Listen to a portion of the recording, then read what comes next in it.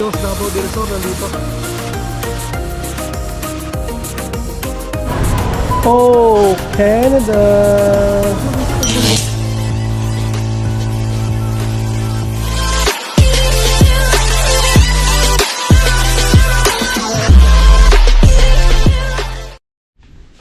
Good morning guys, today is Monday. Pasok na naman tayo. So, nag-enjoy tayo ng weekends natin, Meron tayong mga pinuntahan tulad ng Spot Pinoy nung Sabado. Nung kinagabihan ng Sabado din, meron din tayong pinuntahan din ng yung venue ng Spot Pinoy. Konti tayong salo-salo. May konting inom ng konti, kwentuhan. So yun yung ginawa natin Sabado guys. Tapos nung Linggo, yun, masyal kami sa mall dito sa may malapit lang sa amin. Inilang ko yung anak ko ng inila namin ng sandal kasi ang na yung sandal niya manipis na. So yun, binila namin ng sandal para gumalis kami sa mga gamit. Yun lang guys, pasok na naman tayo, Lunes Pisa, yung palang machine ko guys, sira. Sana maayos nila ngayon para makaano na tayo, makagamit tayo nung kasi kailangan yung sa machine kong isa, kailangan yun kailangan talaga yun kasi ubos na yung stock, wala nang stock. So kailangan lang maayos yun para makagawa uli kami. Kasi kinuha na agad nung dalawang tray na yung kinuha Medyo malamig ngayon Kapala guys, nagpaano na tayo kalbo. Ayun, hirapan tayo doon sa buhok natin kasi doon sa pwesto ko rin mainit. So lagi tayong nagaganon sa buhok ngayon. Ito hindi na tayo gagalaw ng buhok palagi. Ayan. Medyo nahirapan din ako doon sa namin kasi sa sunglass pa yung pang sa mata protection, kasi nga medyo sa buhok ko ganun. Pero ngayon mukhang okay na to. Kalbo na mas komportable na tayo. So yun, na-meet pala natin yung mga vlogger din na iba guys, Sila Michael Areski, shoutout. Nice to meet you sir. At syempre yung host ng Spot Pinoy, si Ma'am Ina, si Rice, saka si Reño family. So nag-enjoy kami. And shoutout din kina Kuya Ali tsaka kay Ate Mirian. Sila yung sumundo sa amin diyan sa bahay papunta doon sa venue, yung konting salo-salo. Oo. So yung doon nila kami tsaka hinatid din. Napakabait. Shoutout kay Ali and Ate Mirian. And also yung host ng bahay na pinuntahan namin, ba yun? 80 book. Yung sa may 80 book, malapit sa airport. Sila yung nag host nung salo-salo, kundi salo-salo. Siyempre si Kuya Ali bumili rin ng manok na may fried rice. Yun daw yung dito sikat. Thank you sa lahat. Spot Pinoy, see you next year. Or kung babalik kayo dito, siyempre hindi natin papalagpasin yan. Salamat sa experience. Lakad mo na. Yun nga guys, mayroon pala nagko-comment sa atin sa mga videos natin na pumupuna sa mga yung pagbablog natin, sa mga sinasabi natin. So na-appreciate namin, na-appreciate ko yun guys. So yun, comments lang kayo kung may mga nasabi akong hindi maganda, hindi kasi natututo po ako. Kaya yun, nagpapasalamat ako doon sa nag-comments na kinokorek yung mga ano ko kasi syempre ako salita lang ng salita. Minsan hindi rin ako alam mo na nag-ano. So pinupuna nyo yung mga ano ko. So natututo po ako sa mga vlog ko. So na-appreciate ko po yung pagpuna nyo sa aking mga sinasabi dito sa vlog. And yun, nagpapasalamat ako lalo na yung mga nagko-comment sa akin and nanonood syempre. So yun lang, shoutout sa inyo. And shoutout din pala sa asawa ni Mamina. So napakabait din na nakakwentuhan ko. And yun nga, babala kami laro ng basketball ngayong Friday. Kasi may nakilala din kami doon na naglalaro din ng basketball. Nalimutan ko lang kung anong pangalan, pero yun nga, kinuha na nila yung number ko and sabi maglalaro daw ng Friday ng hapon, gabi 8 to 10. Yun yung laro. And yun, tayo para makapagpapawis din tayo. And yun, nagpapasalamat ako kasi yung pagpunta namin sa Spot Pinoy, marami talaga kami nakilala. Sila Marvin and Crystal din, nandoon din. Pumunta rin sila. Si Marvin is mayroon na sasakyan, nagre-renta sila kasi may license na siya. Nakakuha na siya ng G2. So tayo naman soon. So naarali natin yan yung lisensya nila. So hindi naman ibig sabihin pag kumuha ka lisensya kukuha ka na agad sa sasakyan. Parang lisensya mo parang identity mo rin yan, no?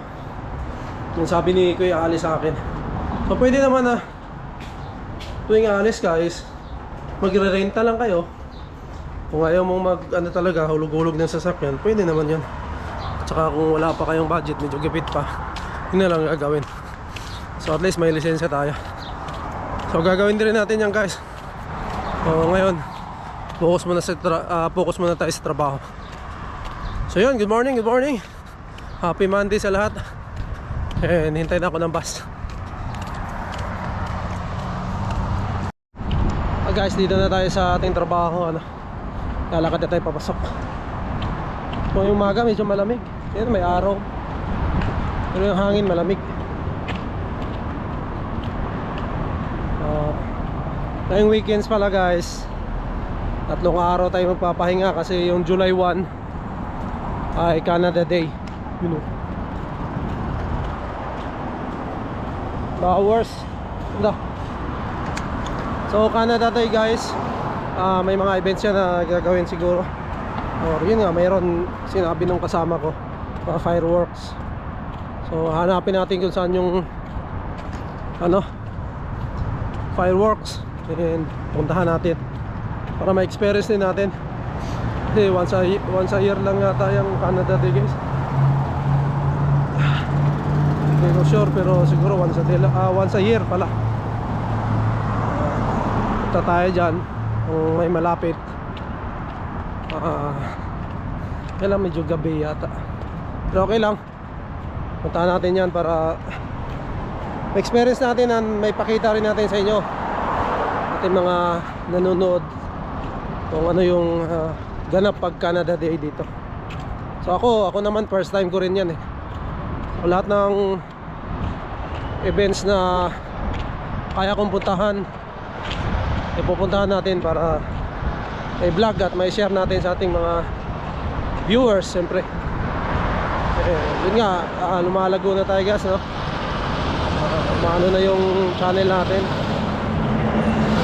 Papasalamat ako sa lahat ng sumuporta sa ating channel. Sana sa mga darating na araw o buwan, makakapag-share tayo ng mga para sa ating mga kababayan nandito and yung mga papunta. So Yun nga, yung pinaka-update nga yung sa PGWP guys, no? Nakakalungkot, pero yun nga, makakapag-adjust tayo dyan. Hanap tayong paraan para ano, pag-adjust tayo. And syempre yung road to PR natin, kailangan natin din yung asikasuhin kasi yun yung pinaka ticket natin dito para makapag-stay.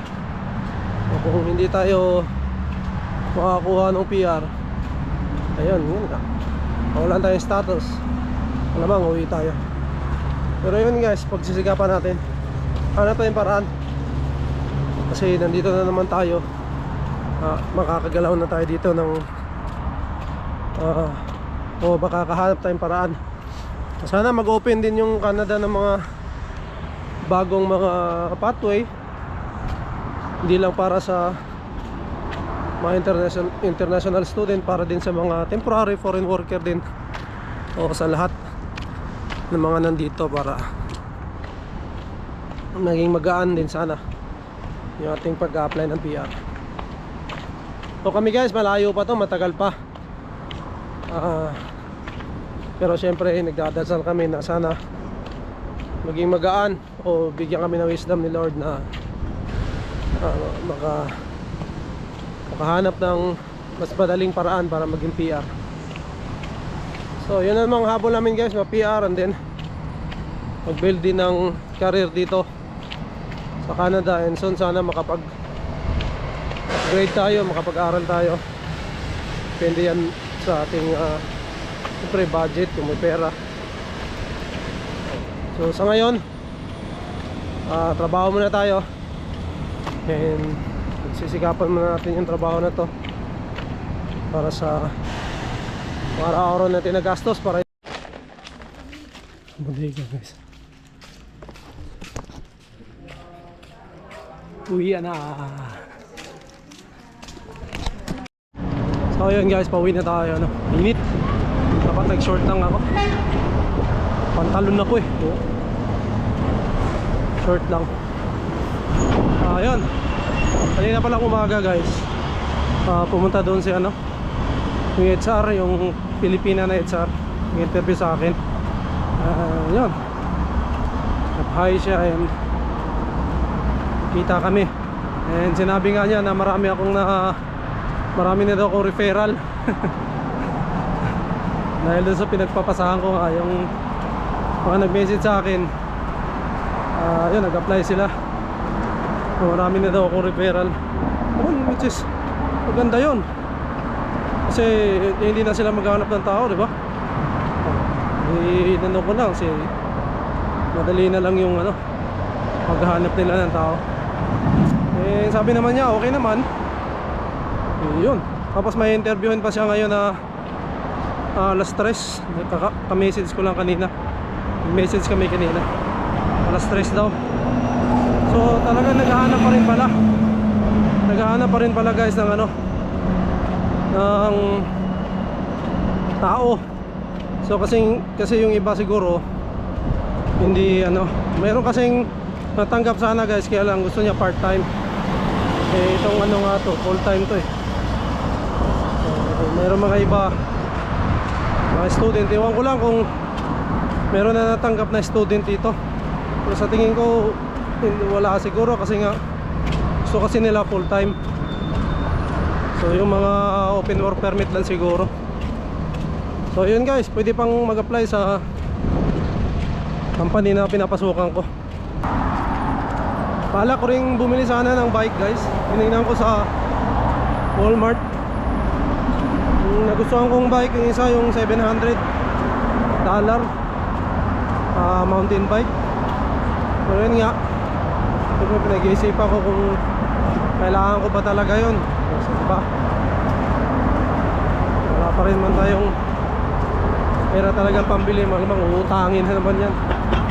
So iwas tayo doon guys, magkatingin-tingin lang, pero hindi talaga natin yung kailangan. So, bilhin natin guys yung kailangan na talaga. And syempre importante makaipon tayo. Yung mga luho-luho na yan, baka na yan, kaya nakaluwag-luwag na. So ngayon, pinaka-importante guys, pagkain.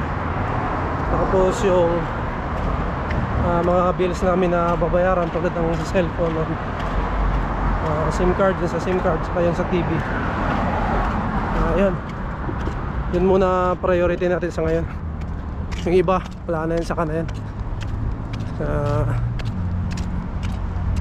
Darating din tayo dyan sa mga luho na yan. Pero hanggat may iwasan na natin para hindi tayo mabaon-baon sa utang.